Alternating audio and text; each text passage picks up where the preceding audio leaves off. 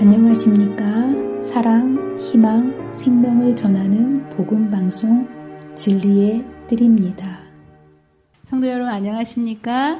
모두 주를 버리어도 나는 따르오리다. 주님을 향한 이 고백이 저와 여러분의 고백이 되시기를 간절히 바랍니다. 오늘은 요한계시록 12장 공부를 해보도록 하겠습니다.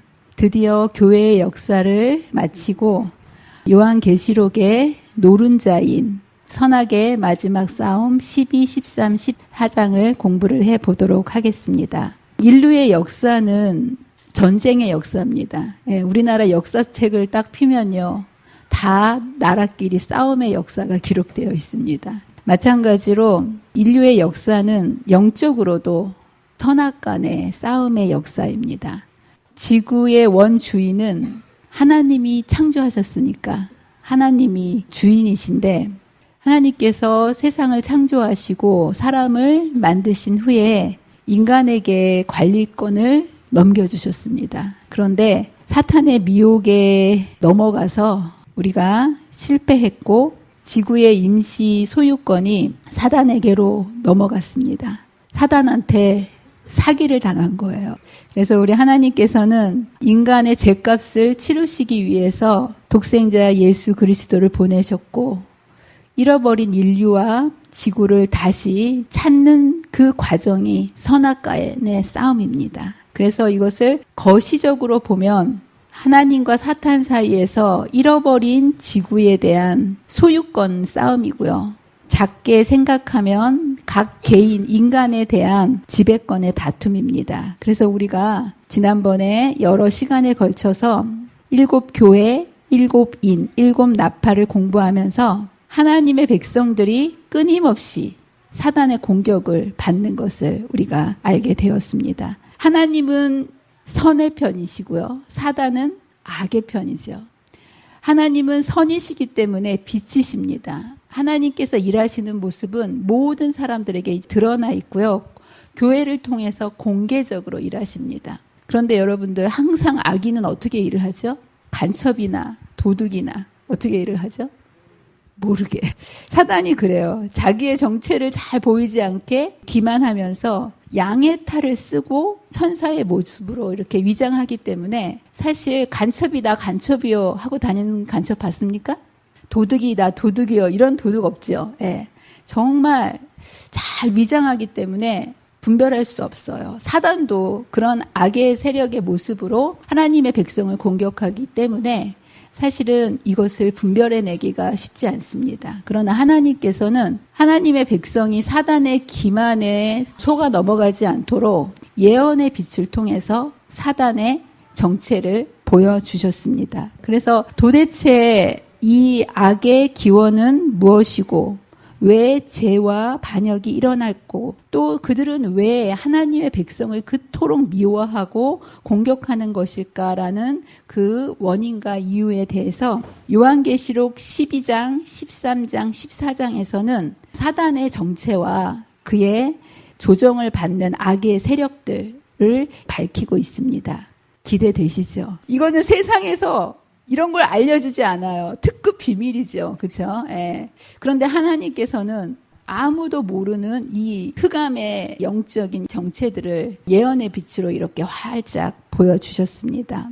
자, 그래서 이제 특별히 오늘은 요한계시록을 보게 되면요, 두루마리로 기록되어 있지 않습니까? 그래서 히브리 문학의 특성상 중요한 것은 항상 어디에 배치할까요?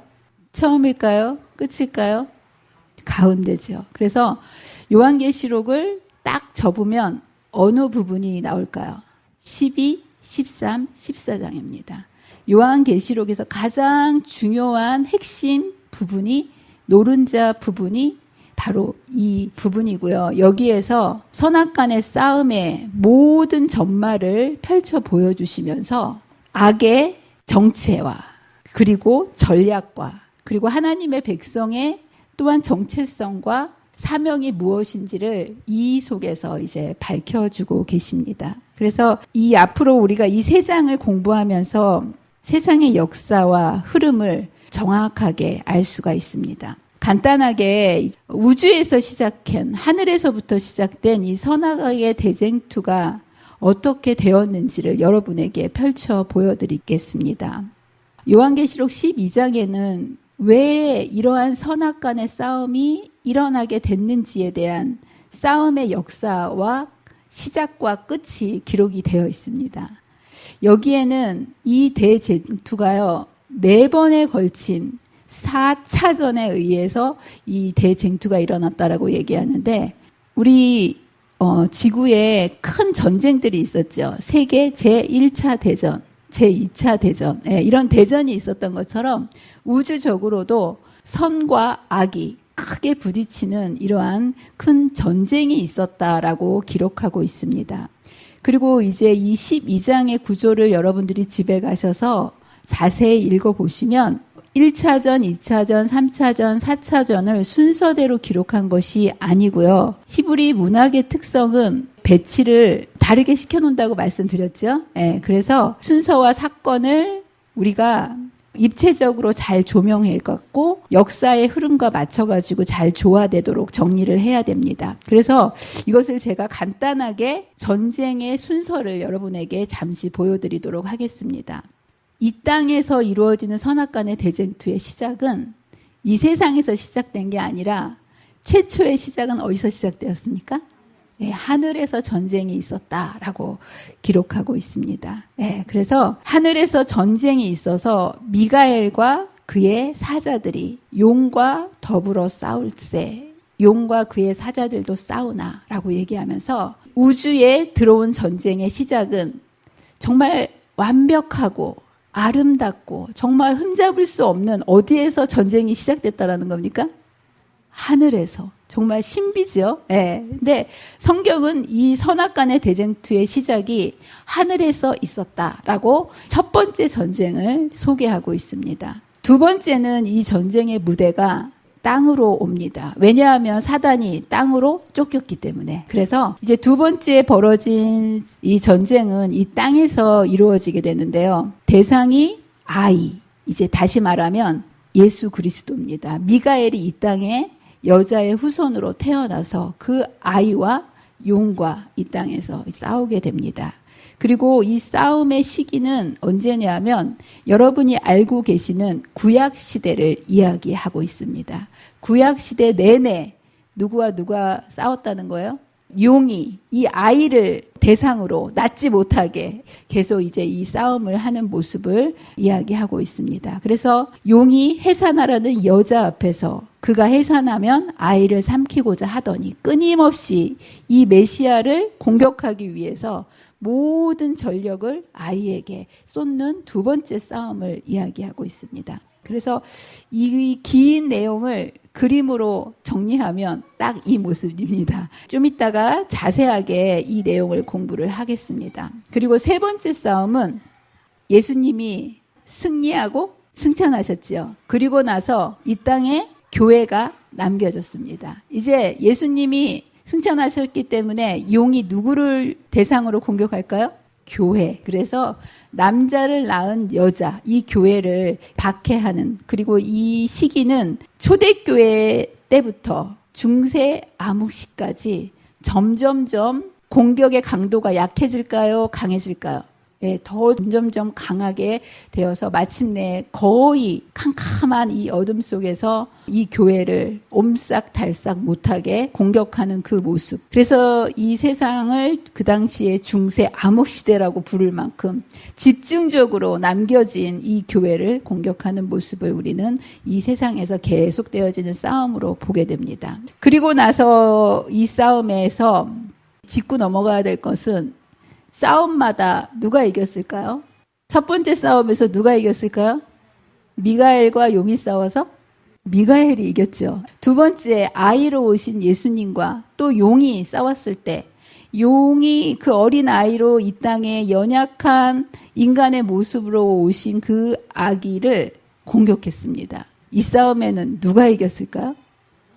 예수님이 십자가에 달려 돌아가심으로 실패처럼 보이지만 온 우주 앞에 다 이루었다라고 완벽한 승리를 이룬 사건, 그 십자가 사건으로 인해서 또 다시 선의 편이 승리하게 되었습니다. 아멘이지 않습니까? 예. 그리고 세 번째로 이 싸움에서 중세 암흑 시대 남겨진 이 여자 교회를 사단이 이제는 총력을 다해서 정말 엄청난 세력을 가지고 이 교회를 공격했습니다. 그런데 이 싸움에서도 누가 이겼을까요? 네, 이 교회가 사라지지 않고 결국 승리했습니다. 그리고 이제 마지막으로 저와 여러분이 싸워야 될 싸움이 4차전 싸움이 남아 있습니다. 이 싸움은 여자의 남은 자손과 용이 싸우는 마지막 싸움이고요. 이 싸움을 한 눈으로 볼 수 있도록 만들어 보면 싸움이 이루어진 장소와 그리고 성과 악이 어떤 모습으로 나타나 있는지를 여기에서 기록해 놓고 있습니다. 한눈에 보이시죠? 1차전, 2차전, 3차전, 4차전. 이제 우리가 속해 있고 우리가 싸울 싸움은 4차전입니다. 1차전부터 3차전까지 선의 편이 완승했습니다. 4차전은 누가 이길 것 같으십니까?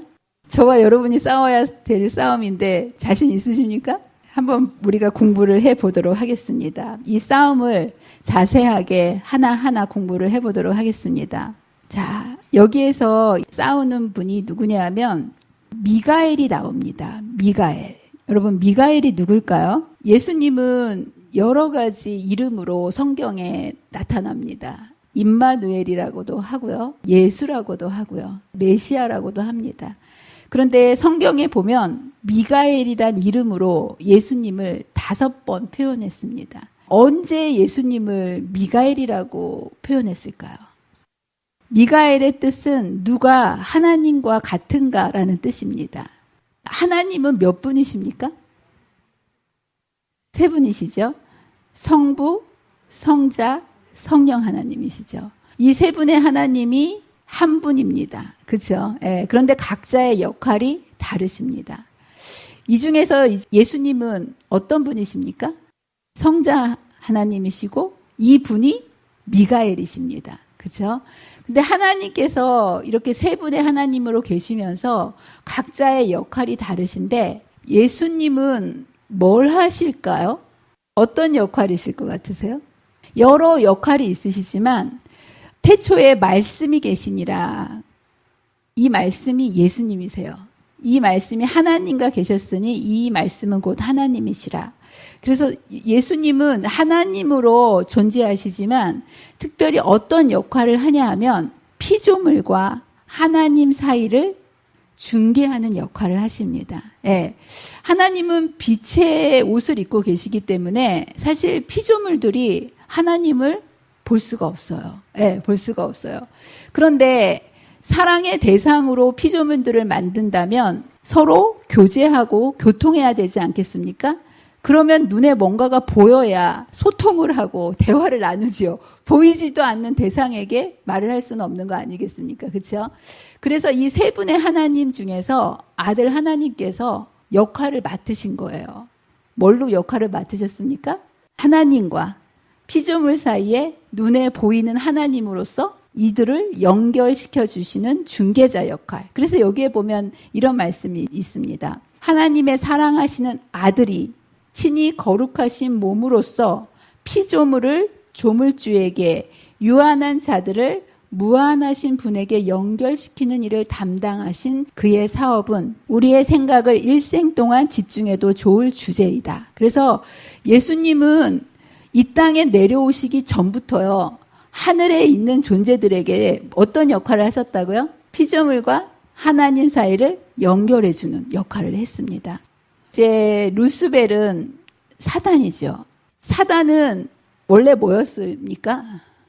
여기 보면 하나님의 사랑하는 아들 다음으로 존경을 받는 지위가 높고 고귀한 천사였다라고 되어 있습니다. 그런데 왜 사단이 아버지 하나님한테도 들이대지를 못하고, 그렇죠? 예. 성령님에게 대해서도 대적하지 못했는데 왜 아들 하나님에게 대해서는 시기와 질투를 하면서 아들 하나님을 대적하는 그 일을 했을까요? 여기에 보면 예수님이 누구의 모습으로 있는 거예요? 본인들도 볼 수 있는 천사의 모습으로. 여러분들, 시기 질투는 어떤 감정일까요? 차원이 다르면 시기 질투가 일어나지 않습니다. 여러분, 아무리 개가 예쁘다고 개에 대해서 시기 질투 하십니까? 절대로 다른 짐승들한테 시기 질투 나는 법 없죠. 예. 그러면 사람끼리도 아주 예쁘게 생긴 애기한테 시기 질투가 나십니까? 아니죠. 시기 질투는 언제 나죠? 비슷한, 자기하고 좀 비슷한 사람들한테 시기가 되고 질투가 되는 거예요. 그렇죠? 이제 하나님이신 예수님께서 천사의 모습으로 그들 중에 같이 계셨기 때문에 아버지 하나님과 성령 하나님에 대해서는 감히 이게 전혀 넘볼 수 없는 그러한 하나님이시기 때문에 사단이 시기 질투의 대상이 아니었어요. 같지가 않으니까. 그런데 우리 중에 같이 하나가 되셔서 우리와 교통하시기 위해서 중개자로 머무르시기 때문에 천사의 모습으로 이렇게 보이는 예수님을 볼 때 사단의 마음속에 무슨 생각이 드는 거예요? 시기 질투요. 아무리 생각해도 자기가 이렇게 고귀하고 아름답고 탁월한 지성을 가지고 풍채가 완벽하였고 이러한 이 하나님이 하나님의 형상대로 만들어 놓았기 때문에 사단의 마음속에 누구를 넘보는 거예요? 아들 하나님을 넘보는 이런 모습을 보게 됩니다. 그래서 여기 보면 그의 얼굴에는 특별한 빛이 빛나고 있어서 모든 다른 천사보다 그의 주위를 더 밝게 비추었다. 정말 영광스럽게 하나님께서 이 루스벨을 천사장으로서의 영광을 부어주셨는데 그 영광을 받은 그것 때문에 누구의 지위를 넘보고 있는 모습을 봅니까? 예, 여기 보면 하나님의 사랑하시는 아들 그리스도는 모든 천사보다 더욱 뛰어난 분이셨다. 그는 천사들이 창조되기 전부터 아버지와 일체셨다. 그런데 이렇기 때문에 루스벨은 그리스도를 시기한 나머지 오직 그리스도께서만 홀로 가지셨던 지휘권을 서서히 넘보고 찬탈하기 시작했다라는 거예요. 여기에서 하늘에서 전쟁이 일어난 모습을 보게 됩니다. 그래서 여기에 보면 이 큰 용을 이렇게 설명합니다. 큰 용이다. 루스벨을 어떻게 표현했냐 하면 옛뱀. 또 별명이 뭐가 있어요? 마귀라고도 하고 사탄이라고도 하고 하는 일이 뭐라고요? 온 천하를 꿰는 자다. 이 사단의 특성을 여기에서 이렇게 설명을 하고 있고요. 제일 먼저 옛뱀이라는 얘기는 어디서 왔을까요? 창세기에 뱀이 하와를 꼬셨죠. 그래서 바로 이제 그 옛뱀. 그래서 사탄을 옛뱀이라고도 얘기를 하고요. 이 사탄은 마귀라고도 하고 사탄이라고 하는데요. 이게 바로 마귀는 헬라어로 호디아볼로스라고 얘기하는데요. 중상자, 비방자, 헐뜯는 자.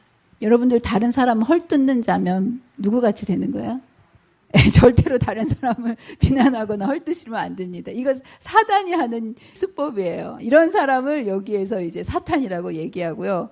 사탄은요, 인간을 고소하는 고소인으로서 하나님께 욥을 고소하고, 여러분 아시죠?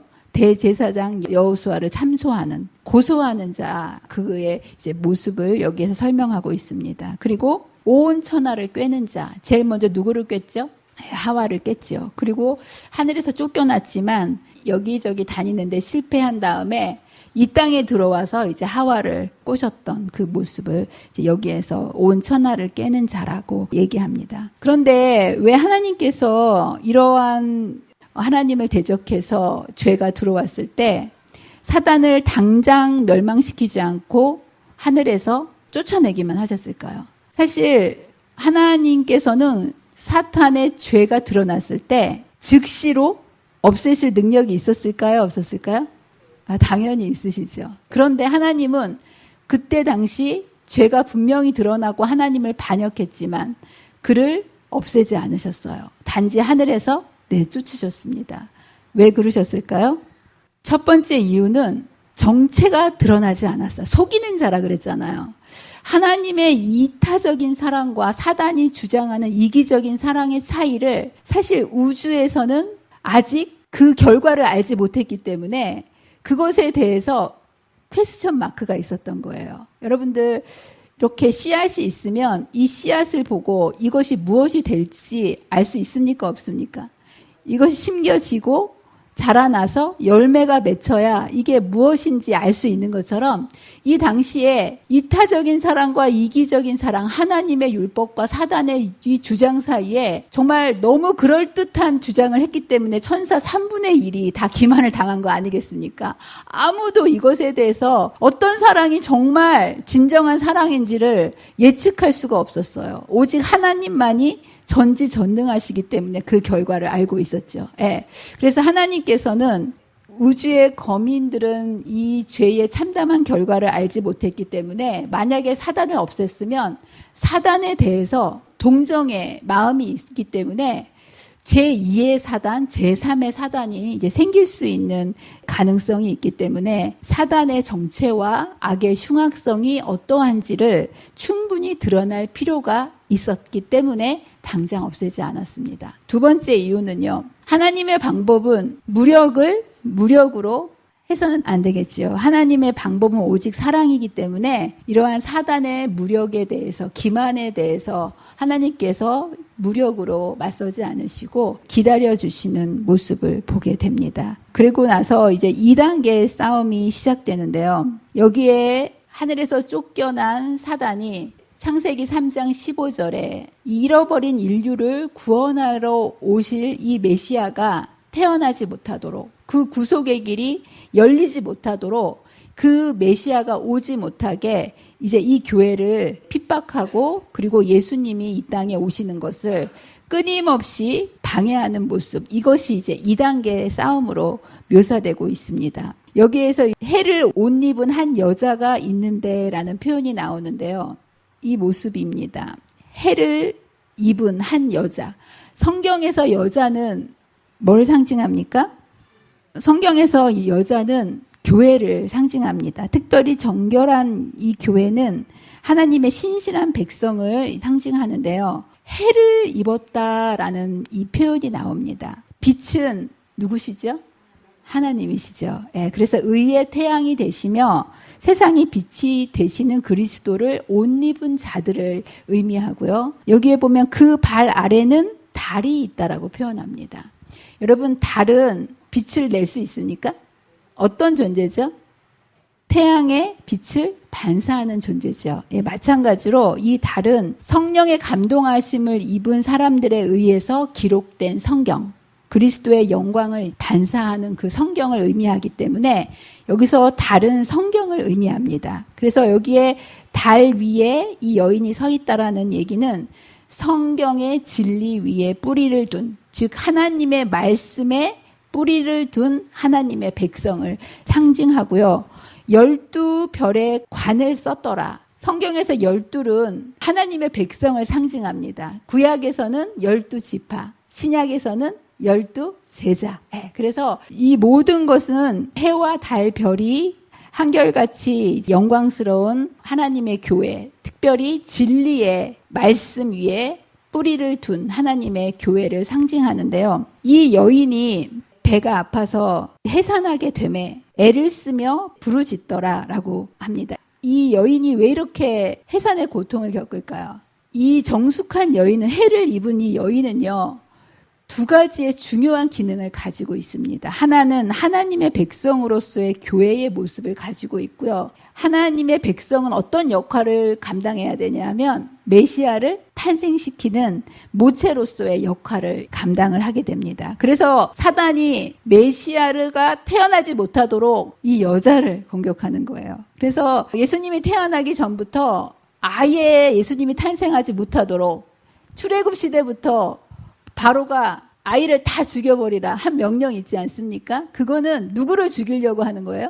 그 당시에 아이를 죽이려고 한 게 아니라 그 당시에 아이를 죽임으로 인해서 결국 누가 탄생하지 못하도록? 예수님이 탄생하지. 그러니까 예수님은 탄생하기 전부터 사단의 공격을 계속 받아온 거예요. 자, 그리고 모세 오경 시대에도 이러한 반대를 받았고, 이제 가나안 땅에 들어가서 사사 시대와 왕정 시대를 지나면서 그 옆에 아말렉이고 블레셋이고 또 모압, 미디안, 암몬, 그 나라들이 계속 어느 나라를 공격합니까?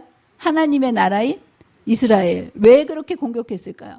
완전 동네북이야. 그렇죠? 그 둘레에 있는 모든 나라들이 계속 이스라엘을 공격하는 거예요. 공격한 이유는 뭐라고요?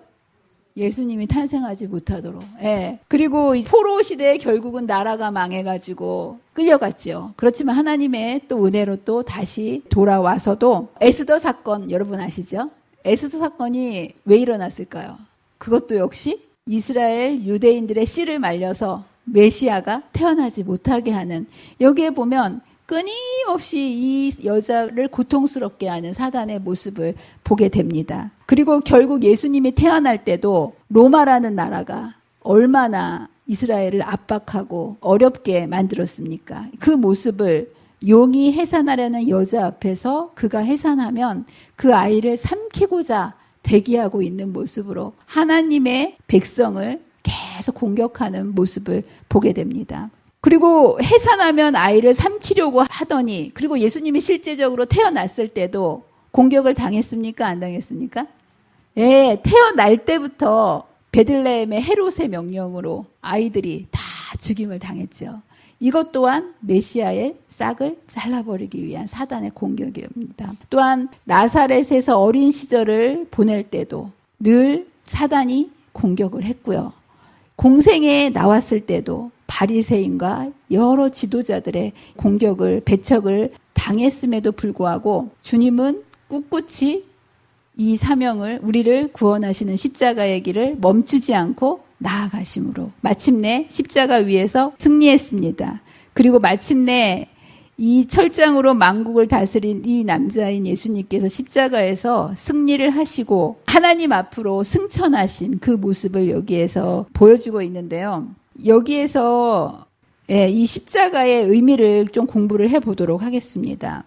이제 예수님께서 이 땅에 계시면서 승리하신 이 부분은 여기에 빠졌는데, 왜 빠졌냐 하면 예수님께서 승리하신 것을 강조하기 위해서 십자가 사건은 기록하지 않았지만 승리하고 승천한 사건에 더 자세하게 보여진 모습을 보게 됩니다. 그렇다면 이 십자가 사건이 온 우주적인 관점에서 보았을 때 어떤 의미를 가지고 있는 것일까요? 첫 번째는 뭐냐면, 예수님이 이 땅에 오셨을 때 사단은 이 땅이 누구 거라고 주장했습니까? 그래서 시험을 받을 때 사단이 뭐라고 얘기했어요? 내한테 절하면 내가 이것을 다 주겠다. 자기 거라고 이렇게 막 주장하지 않았습니까? 그런데 예수님께서는 이 땅에 오셔서 십자가에 돌아가심으로 모든 인류의 죗값을 한 번에 갚으시고 더 이상 이 지구의 소유권을 사탄이 주장할 수 없도록, 이제 사탄이 무엇을 빼앗긴 거예요? 아담한테 사기쳐서 빼앗은 소유권이 다시 누구한테로 돌아간 거예요? 예수님께로 돌아간. 그래서 사탄은 지구의 대표권을 빼앗겼고요. 두 번째 중요한 의미는 이 사건 때문에 이제 사단이 하늘에서 완전히 추방되는, 사실은 첫 번째 추방은 7절에 8절 9절에 보면요, 하늘에서 큰 용이 내어 쫓기기는 했습니다. 그런데 욥기에 보면 장자들의 총회가 있을 때 누가 지구 대표로 갑니까? 사단이 지구 대표로 가가지고 거기 참여한 모습을 우리가 읽지 않습니까? 그래서 비록 하늘에서는 쫓겨났지만 사단이 우주에 자기가 다니고 싶은 데를 돌아다니면서 다른 사람들을 꼬실 수 있었어요. 그런데 십자가로 인해서 하나님의 품성이 온 우주 앞에 드러났고 사단의 얼마나 악함이 또 온 우주 앞에 기만이 드러났기 때문에 더 이상 사단이 우주를 돌아다니면서 속일 수 없었습니다. 그래서 두 번째 추방, 하나님 앞에서 계속 참소했던 그 사단이 더 이상 이제는 하늘에 올라갈 수도 없고 다른 우주를 돌아다닐 수 없고 사단의 구역은 어디로만 한정이 되게 된 거예요? 십자가 사건으로 지구에만 한정이 됐다는 그 표현을 우리 하나님 앞에서 밤낮 참소하던 자가 쫓겨났다라고 이제 표현하면서, 그러므로 하늘과 그 가운데 있는 자들은 즐거워하고 즐거워하라고 말씀하십니다. 그러면 이제 온 우주 앞에 사단의 정체가 드러났는데 왜 이때 사단을 멸망시키지 않았을까요? 이제 드러났으니까 멸망시키면 되지 않습니까? 왜 사단을 또 내버려 뒀을까요? 멸망시키지 않고. 왜냐하면 우주의 거민들은, 영적인 존재들은 사단의 정체를 알았습니다. 더 이상 아무도 기만을 당할 필요가 없어요. 그런데 문제는 기만을 당한 인류는 아직도 사단의 정체를 몰라요. 여러분 주위에도 사단의 정체를 모르고 속임을 당한 채 살아간 사람들이 많잖아요. 그렇기 때문에 이제 이 인류가 이 사단의 정체를 알고 하나님을 알고 선택해야 될 기간이 필요했기 때문에 하나님께서는 또 다른 시간을 주십니다. 이때 사탄은 자신의 때가 얼마 남지 않고 다급해집니다. 이제 지고 나서 크게 분내어 너희에게로 내려갔음이라 하더라. 예수님께서 죄값을 치르고 인류를 구원하셨기 때문에 사탄은 더 이상 죄인을 참수할 수가 없게 됐고 예수님께서 이 지구의 장자가 되셨습니다. 그리고 예수님께서 이 땅을 찾으러 오시게 되면 언제든지 이 지구를 예수님께 줘야 되기 때문에 이제 더 이상 지구까지 내주면 갈 데가 없잖아요. 그렇죠? 그러니까 이제 다급한 이제 상황이 되어서 지구에 거주하는 하나님의 백성들을 쓸어버리기 위해서 새로운 전략을 세우고 3차 싸움에 돌입하게 됩니다. 그리고 이제 남아있는 그 여자를 집중적으로 공격하기 시작합니다. 예수님이 승천하시고 이 땅에 탄생한 게 초대교회죠. 초대교회부터 사단이 교회를 계속 핍박하기 시작합니다. 그리고 계속 핍박을 이어가면서 그 핍박의 강도는 더 점점점 강해졌는데 결국 가장 강력하게 하나님의 교회를 핍박했던 여자를 핍박했던 시대를 성경은 종교 암흑시대라고 얘기합니다. 조금만 더 핍박하면 교회가 어떻게 될까요?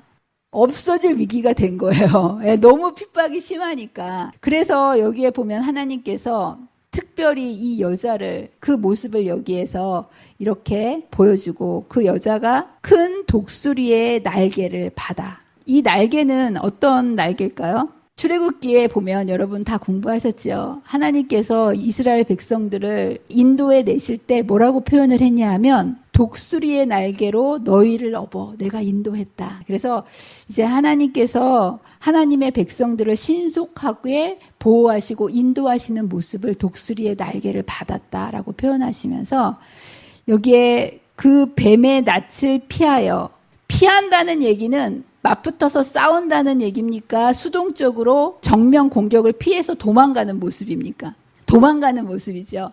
중세시대에 너무나 약한 교회가 사단을 대적해서 싸울 수 없었어요. 그래서 어떻게 합니까? 도망을 갑니다.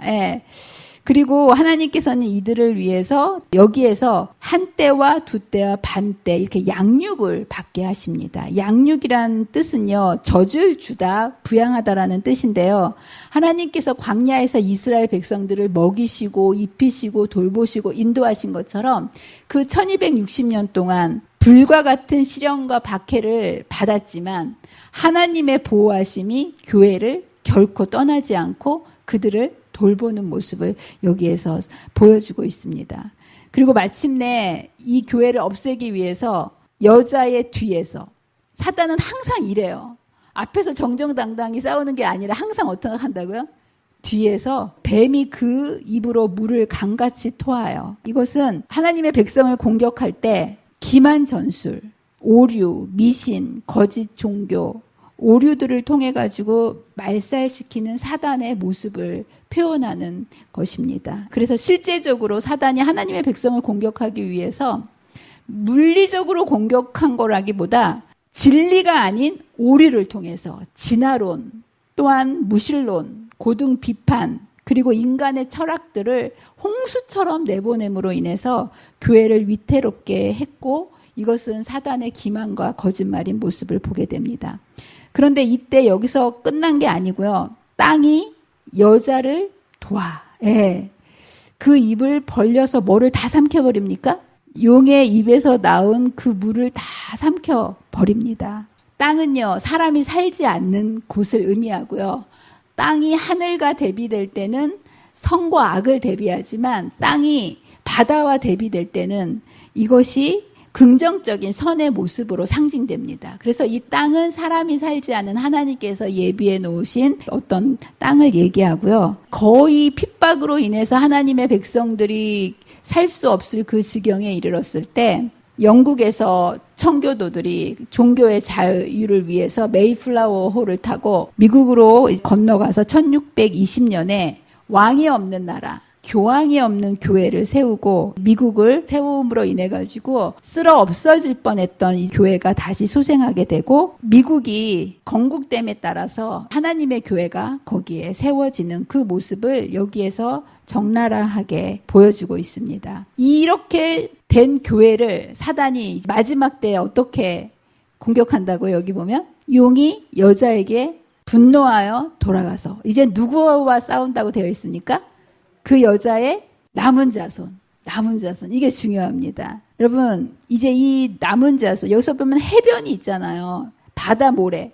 해변은요, 바다와 땅의 중간이 해변입니다. 왜 용이 이 해변에 섰을까요? 이제 앞으로 13, 14장에 보면 바다에서 나오는 짐승이 있고요. 땅에서 올라오는 짐승이 있는데요.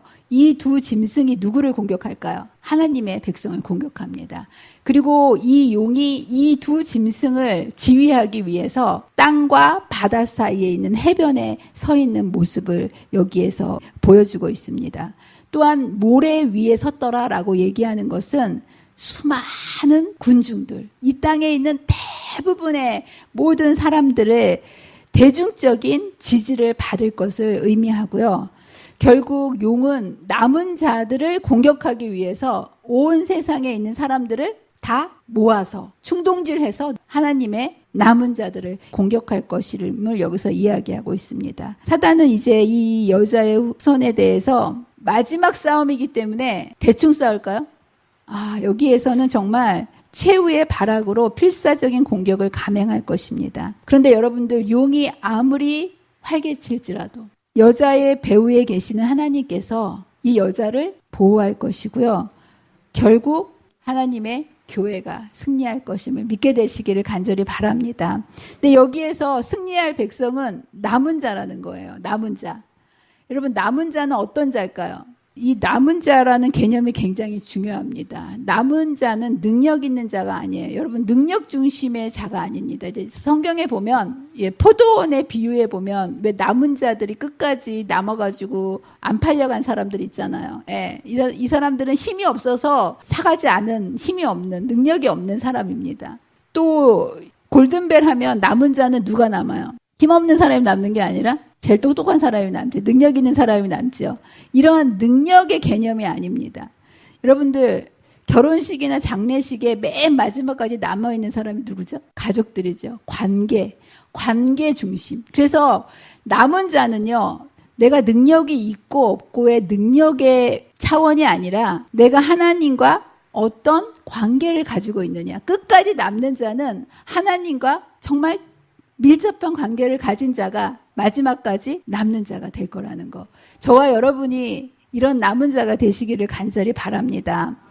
그렇다면 이 남은 자는 과연 누굴까? 시기는요, 십자가 사건 이후에 탄생한 어떤 교회를 의미합니다. 하나님의 백성을 의미합니다. 1798년 이전이 아니라 이후에, 적어도 땅이 용이 토한 강물을 삽혀서 여자를 도운 미국이 건국된 이후에 탄생한 하나님의 백성을 의미합니다. 그래서 바로 1800년대에 형성된 무리로서 제7일 안식일 예수 재림 교회가 바로 하나님의 백성을 의미합니다. 사람을 신원조회 하려면 뭐뭐 보죠? 생년월일, 그 다음에 탄생한 탄생지, 주소, 또 사진, 이런 거 필요하지 않습니까? 마찬가지예요. 정확하게 하나님의 백성은 언제 이후에 탄생돼야 된다고요? 1798년 이후에, 1800년 이후에 탄생한 교회만이 하나님의 교회라고 여기에서 얘기를 하고 있습니다. 두 번째는 어디서 태어나야 되냐면요, 땅에서 탄생해야만 됩니다. 용이 물을 강같이 토하여 내려가게 할 때 도와준 땅, 이 땅이 어느 곳이죠? 청교도들을 받아들인 땅? 미국. 그래서 이 교회가 탄생한 곳이 영국이 돼도 안 되고요, 한국이 돼도 안 되고요, 어디가 돼야 되는 거예요? 미국에서 교회가 탄생한 교회. 이 장소가 정확해야 됩니다. 그리고 마지막으로 더 중요한 것은 어떤 정체성을 가지고 있나, 뭘 가지고 있어야 된다는 거예요? 하나님의 계명을 지키며 예수의 증거를 가진 교회. 그리고 마지막으로 이 교회는 무엇을 해야 됩니까? 마지막 사명을 감당해야 되기 때문에 복음을 온 세상에 전파되어야 하는 교회. 그래서 여러분들 올림픽 때 참가하는 국가가 몇 개인 줄 아세요? 170에서 180개국입니다. 유엔에 등록된 국가가 몇 개일까요? 190개입니다. 그런데 제7일 안식일 예수재림교회는 이 세상에 존재하는 그 어떤 종파보다 가장 많은 나라에 들어간 복음을 전파한 교회 몇 개가 들어갔다고 되어 있습니까? 209개국 이상의 나라의 복음을 전파하는 사명을 감당하고 있는 교회가 제7일 안식일 예수재림교회. 저와 여러분이 이러한 특별한 하나님의 진리교회의 백성이 된 것을 인해서 하나님께 진심으로 감사드립니다. 여러분, 그런데 이 교회는요, 하나님의 교회이기 때문에 사탄의 공격의 대상이 될 것입니다. 이런 평안이 계속 되지 않을 거예요. 성경은 뭐라고 예언하고 있다고요? 재림교회는 마지막 때 사단의 공격의 대상이 된다는 거예요. 두렵습니까? 두려우신 것 같아요. 예. 근데 여러분들 두려워하지 마세요. 우리가 아무리 약하고 아무리 부족하고 정말 보잘것없이 보인다 할지라도 우리는 남은 자손이고요. 성경의 예언상 남은 자손은 결국 승리하는 편이라는 거예요. 여러분, 경기에서요, 내가 승리하는 편에 속하면 승리하는 겁니다. 그렇죠? 편을 잘 선택하셔야 돼요. 이길 것 같은데 나중에 지는 팀. 근데 질 것 같은데 마침내 이기는 팀. 여러분, 어느 팀에 속하고 싶으세요? 결국 이기는 팀이 정말 이기는 거 아니겠습니까? 예, 여러분, 하나님의 말씀은 분명히 남은 자손이 정말 연약해 보여도 남은 자손은 승리한 교회고요. 마지막 결국 승리할 것이라고 약속해 있습니다. 저와 여러분이 하나님의 편에 서시기를 간절히 바랍니다. 근데 여러분들, 이 편이요, 그냥 무조건 제7일 안식일 예수 재림교인이 된다고 승리할까요? 재림교인으로만 있으면 다 이기는 편일까요? 여기에 보면 여자의 남은 자손은요, 결국 하나님의 늦은 비 성령을 받아서요, 짐승의 권세를 이기고 하늘 시온산에 설 것인데요. 여기 속한 모든 사람들이 하나님의 남은 자라고는 이야기하고 있지 않습니다. 이 계시록 17장의 내용에 대한 주석을 얘기하면서 이런 백성들을, 특성을 가진 자들이 하나님의 남은 자들이지만 최후의 남은 무리의 잠재적인 일원이라고 믿는다라고 이 표현이 되어 있습니다. 잠재적인 일원, 이건 무슨 의미일까요? 여기에 몸만 담그고 있다고 하나님의 남은 자손이 모두가 되는 것은 아니라는 거예요. 아시겠죠? 예. 이제 오늘 말씀을 마치면서 그렇다면 어떤 사람이 남은 무리이며 이 마지막 싸움을 어떻게 싸워야 할지 한번 생각해 보도록 하겠습니다. 여러분, 요즘에 매스컴에서 손흥민 선수의 아버지 송웅정 감독에 대한 이야기가 많이 나옵니다. 그렇죠? 유소년 선수 학대 혐의로 검찰 조사를 받았어요. 여기 감독이 뭐라고 얘기합니까? 맹세컨대 아카데미 지도자들의 행동에 있어서 아이들에 대한 사랑이 전제가 되지 않은 언행과 행동은 결코 없었다라고 얘기합니다. 그런데 이것에 대해서 시민단체에서는 뭐라고 얘기하냐 하면 사랑을 핑계로 어떤 폭력도 정당화될 수는 없다. 사랑의 매로 포장해서는 안 된다라고 얘기하면서 꽃으로도 때리지 말아라. 이 얘기는 체벌과 성공 사이에는 아무 상관관계가 없기 때문에 청소년들을 인격체로 합리적인 교육을 시켜야 된다라고 세상에서도 주장하고 있는 거예요. 그래서 세상에서도 어떤 경우에든지 무력이나 폭력은 사람을 성장시키거나 변화시킬 수 없다라는 것을 주장합니다. 근데 여러분들, 하물며 영적인 싸움은요, 힘의 싸움일까요? 아닙니다. 힘의 싸움이었다면 전지전능하신 하나님께서 6,000년 전에 사단의 반역이 일어났을 때 단숨에 제압했겠죠. 그렇죠? 그런데 이것은 품성의 싸움이고요. 어떤 사랑이 진짜 사랑인지를 선택하도록 하기 위한 기간과 과정이 필요했습니다. 그래서 이 싸움에서 하나님은 죄로 인해서 죽을 수밖에 없는 우리를 위해서 강제나 무력을 사용하지 않고요. 가장 큰 힘인 무아의 사랑을 보여주셨습니다. 여러분들, 이보다 더 큰 사랑은 우주에 없습니다. 누구를 내어주신 거예요? 하나님의 아들을 내어주신 거. 이 엄청난 사랑을 바라본 자는 새롭게 거듭나게 되어 있습니다. 저희 친정어머님이요, 70년 넘게 신앙을 해왔지만 사실 이런 하나님의 사랑을 온전히 깨닫지는 못하신 것 같아요. 하나님이 안 보여주신 게 아니고요, 눈앞의 현실에 가려서 우리 엄마가 바라보지를 못하셨던 것 같아요. 그리고 나서 인생의 가장 바닥에 내려갔을 때, 자아가 완전히 깨어진 뒤에 비로소 하나님의 사랑을 저희 엄마가 집중해서 보기 시작하셨고요. 그리고 그 사랑을 보셨을 때 우리 엄마가 새 사람이 되셨습니다. 저희 엄마가 이 하나님을 만나시기 전에, 새 사람이 되시기 전에 정말 여러 가지 우리 엄마의 삶에 악습들이 있었어요. 그 중에 하나만 이제 얘기를 하자면, 우리 엄마는요, 평생에 몸이 안 좋으시니까요, 운동의 운자도 싫어하시는 분이에요. 여기서 운동의 운자 싫어하시는 분들 많이 계시죠. 그래서 이제 틈만 나면 저희 엄마는 누우시는 게 우리 엄마의 낙이세요. 그러니까 아버지가 아무리 잔소리를 해도 안 듣고요, 제가 전화를 해서 아무리 얘기를 해도 마음에는 원이로되 육신이 약해서 운동을 본인도 해야 될 거는 알지만 절대로 운동을 하실 수 없는 그러한 분이셨어요. 그러니까 이제 점점점 세월이 갈수록 몸이 약해지실 수밖에 없으셨죠. 근데 이제 우리 엄마를 저희 집에 모시고 왔을 때 제가 한 건 딴 게 아니고요, 하나님의 사랑을 볼 수 있도록 옆에서 도와드리는 일을 했습니다. 여기 보면 불뱀에 물린 사람이 스스로 노뱀을 볼 수 없어요. 그래서 저도 이렇게 머리를 노뱀으로 항해주는 그런 역할이 필요했던 것처럼 저희 엄마의 눈을 예수님을 바라볼 수 있도록 저희 엄마에게 말씀을 나누고 찬양을 하고 감사를 나누고 같이 눈물로 기도하는 그 일을 했습니다. 근데 정말 놀라운 일이 벌어졌어요. 메마르고 무기력하고 건조했던 저희 엄마의 마음이 그 하나님을 자꾸 바라보게 되자 하나님의 사랑으로 살아나기 시작하시는 거예요.